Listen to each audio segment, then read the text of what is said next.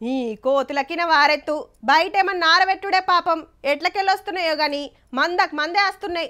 అరే రే ఏడికెళ్ళి మోపైనాయి రే నాయనా. Shoe shoe మొన్ననే సదిరిచ్చిన మళ్ళా గూనె పెంకలన్నీ పీకి పడేవట్టే. చిన్న గా దుఃఖనం పోయో పాల ప్యాకెట్ అందుకరాపోరా. అబ్బో నేను పోను, ఆడ కోతులకు పడుతున్నాయి. ఇగో ఇట్లుంటది కోతులతోని పబ్లిక్ తండ్లాట. గందుకే కోతులు కానొస్తే తరుముతుంటారు. కానీ గీడేం చేసిండ్రు చూడుర్రి.